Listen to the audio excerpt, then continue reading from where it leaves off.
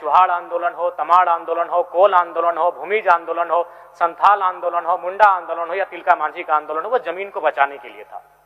उस समय क्या कंपनी हमारी जमीनों पर कब्जा करने के लिए, आज कंपनियों ने उन ब्रिटिश ईस्ट इंडिया कंपनी हमारे पास नहीं है, लेकिन आज हमारे पास एनटीपीसी है, कहीं अडानी ग्रुप्स है, कहीं जिंदल है, कहीं मित्तल है, कहीं रुंगटा है, कहीं बीसीसीएल है, कहीं सीसीएल है। तो अध्यक्ष महोदय, मैं आज की इस ध्यानाकर्षण की सूचना के माध्यम से मैं एक गंभीर विषय लेकर आया हूं। अभी राज्य में क्या हो रहा है कि बहुत सारे नए योजनाएं आए हैं, नए उद्योग आए हैं, और वो क्या कर रहे हैं कि जबरन रैयतों की जमीन पर अधिग्रहण कर रहे हैं। और दूसरा एक क्या है कि वो ये कह रहे हैं कि 1960 में हमने जमीन का अधिग्रहण किया था और उस पर आज वो कार्रवाई कर रहे हैं, जो कि लगातार रैयतों में असंतोष है, संघर्ष है और आंदोलन की स्थिति बन रही है। उदाहरण के लिए मैं 2 उदाहरण देता हूं। सबसे पहले अभी आप हजारीबाग जिला बड़कागांव अंतर्गत गोंदलपुरा के बारे में सुने होंगे। 2022 से लेकर आज तक, आज की तारीख तक लोग धरने पर बैठे हैं। अध्यक्ष महोदय, अभी आदरणीय वरिष्ठ सदस्य प्रदीप बाबू ने गांधी जी को याद किया, बिल्कुल, तो मैं भी वही कह रहा हूं, गांधी के देश में ये कैसी व्यवस्था है कि लोग 4 सालों से आज की तारीख तक अभी भी वो धरने पर बैठे हैं, 2022 से बैठे हैं। हम लोग उत्तर ले लेते हैं। बस वही हम कि 4 सालों से लोग धरने पर बैठे हैं, तो क्या मेरा उस पर सवाल ये होगा कि क्या वो विषय, वो धरना, वो आंदोलन सरकार के संज्ञान में है, और यदि संज्ञान में है तो सरकार ने वार्ता के लिए क्या पहल किया है? माननीय मंत्री जी। माननीय अध्यक्ष महोदय, माननीय सदस्य जयराम कुमार महतो ने जिन विषयों को ध्यानाकर्षण के माध्यम से लाया, उसमें विभिन्न विभागों से संबंधित औद्योगिक, खनन एवं अन्य परियोजनाओं द्वारा, जिसमें भूमि अधिग्रहण पर उन्होंने सवाल उठाया है। भूमि अधिग्रहण में जो व्यवस्था है वो सब नहीं होने से आंदोलन, असंतोष, कानून व्यवस्था खराब हो रही है। पहला ये दूसरा मामला उठाया। दूसरा, जो आउटसोर्सिंग कंपनी के माध्यम से मजदूरों को लगाया जाता है, उसमें न्यूनतम मजदूरी, ईपीएफ, ये बहुत सारी जो उनकी भविष्य निधि और ये सुविधाएं हैं वो नहीं हो पा रही है।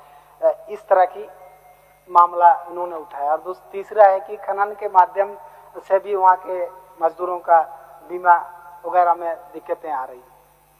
उनका मूल रूप से ध्यानाकर्षण का मामला यही है पूरे राज्य को लेकर के। लेकिन मैं, चूंकि भूमि अधिग्रहण पर इन्होंने मेरे विभाग से संबंधित है, मैं उनको बताना चाहता हूं कि 2013 में जो केंद्रीय कानून बना, उसको हम लोग झारखंड में जिसको अंगीकृत किए हैं, भू अर्जन, पुनर्वास एवं पुनर्व्यवस्थापन, उचित प्रतिकार और पारदर्शिता अधिकार अधिनियम 2013।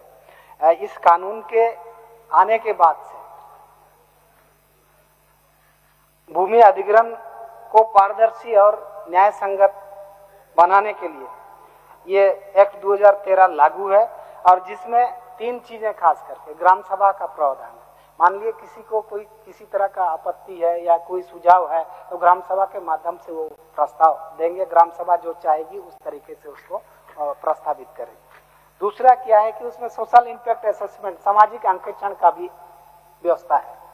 मान लिया ऐसा है तो सरकार चाहेगी कि वहां पर विस्थापन से ज्यादा लोग प्रभावित हो रहे हैं, कोई ऐसा चीजें तो नहीं हो रही है, इसलिए सामाजिक अंकेक्षण की व्यवस्था है। और तीसरा है अध्यक्ष महोदय, ये जन सुनवाई करने का, लोक सुनवाई करने का।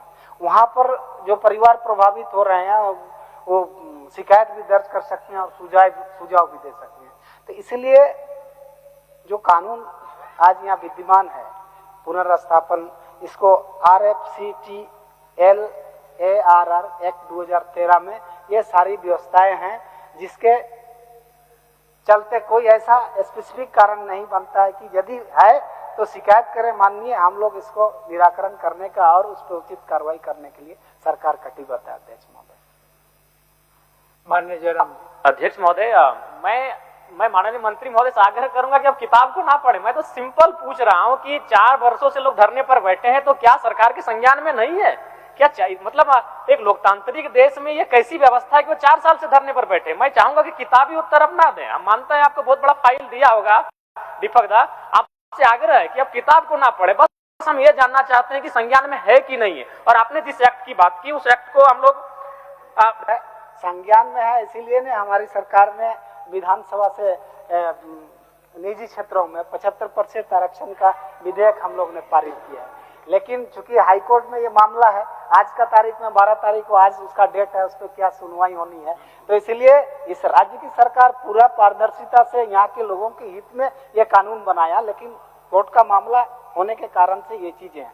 और जहां तक इन्होंने मजदूरों का न्यूनतम मजदूरी का बात उठाया है, राज्य की जो इकाइयां हैं जो निजी क्षेत्र की हैं उसमें न्यूनतम मजदूरी हम लोग साल में 2 बार निर्धारण करते हैं, और जहां तक भविष्य निधि और ये भारत सरकार श्रम मंत्रालय देखती है, सिर्फ और सिर्फ हम लोग उनकी शिकायत को वहां तक पहुंचाते हैं ताकि लोगों को उसका निराकरण का लाभ मिल सके। इसलिए मेरा मानना है माननीय अध्यक्ष महोदय कि किसी एक विभाग से नहीं, कई विभागों को लेकर इन्होंने ध्यानाकर्षण का प्रस्ताव लाया है, और मेरे विचार से विभाग की तरफ से हम लोग ने बहुत स्पष्ट और सुस्पष्ट तरीके से जवाब दिया है।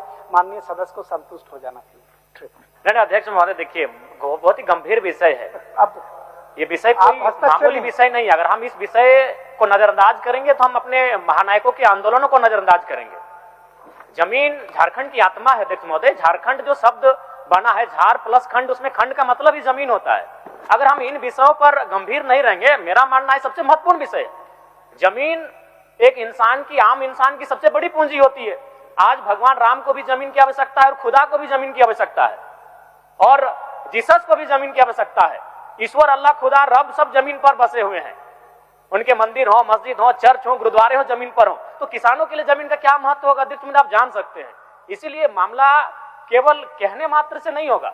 आपने एक्ट की बात की, तो एक्ट में तो यह भी कहा है कि 70 से 80% ग्रामीणों की रेतों की सहमति होनी चाहिए। अगर रेतों की सहमति होती तो फिर वो धरने पर क्यों बैठते, और जब रेतों ने सहमति नहीं दिया तो फिर कंपनी कैसे वहां पर अधिग्रहण कर सकती है। माननीय मंत्री जी, जहां तक हमने स्पष्ट किया है कि पुनर्स्थापन पुनर्वासन जो अधिनियम 2013 है उसमें सेक्शन 26 और सेक्शन 30 है, धारा 30 और 26 है, जो उनके मुआवजा भुगतान का जो बाजार मूल्य उसका निर्धारण करती है, उसके लिए स्पेशल प्रावधान किए गए। और जहां तक मुझे जानकारी है, मुआवजा भुगतान ग्रामीण क्षेत्रों में 4 गुना अधिक और शहरी क्षेत्रों पे 2 गुना अधिक किया जाता है माननीय अध्यक्ष महोदय। और यदि किसी औद्योगिक संस्थान के द्वारा मजदूरों के साथ अन्याय किया जा रहा है, कोई ऐसा विस्थापन से रिलेटेड है, मुआवजा से रिलेटेड है, कोई ऐसे मामले हैं, यदि माननीय सदस्य लिखित रूप से देते हैं तो हम जांच करा करके उस पर कार्रवाई करने का आश्वासन देते हैं अध्यक्ष महोदय। आसन को मैं आसन से एक अनुरोध करना चाहूंगा। सबसे पहला अनुरोध ये करना चाहूंगा, चूंकि भूमि अधिग्रहण अधिनियम 2013 101 धारा कहती है कि यदि किसी भूमि का अधिग्रहण परियोजना के लिए किया गया है और उसमें अगर 5 वर्षों तक कार्य नहीं हुआ तो 101 सेक्शन के तहत उस भूमि को वापसी कराया जाता है। तो मैं आसन के माध्यम से मंत्री जी से आग्रह करूंगा, क्या पूरे राज्य में एक समीक्षा कराई जाए, जितने भी परियोजनाओं के लिए जमीन का अधिग्रहण किया गया है और उन पे अगर कार्य नहीं हुआ है तो क्या राज्य सरकार भूमि वापसी की ओर कोई ठोस कदम उठाएगी। बस माननीय नेता प्रतिपक्ष कुछ बोलना चाहते हैं। अध्यक्ष महोदय, वास्तव में ये मामला बड़ा गंभीर है और मैं समझता हूं कि मंत्री जी भी सहमत है इस बात से। क्योंकि हम सब लोग झारखंड में राजनीति करते हैं, तो झारखंड की जो हालत है और वर्षों से खदानों से, डैमों से, कारखानों से लोग उजाड़े गए और उस समय से लोग संघर्ष कर रहे हैं। और आज मैं कहूंगा कि सरकार से, अध्यक्ष महोदय, इस विषय को गंभीरता से लेना चाहिए और नए सिरे से हमें झारखंड के बारे में सोचना चाहिए कि हम क्या कर सकते हैं, कैसे हम लोगों को बना सकते हैं। केंद्र सरकार ने 2013 में कानून बनाया, उस कानून में क्या लॉ फॉल्ट है यहाँ उसकी मैं अभी चर्चा नहीं कर रहा हूं,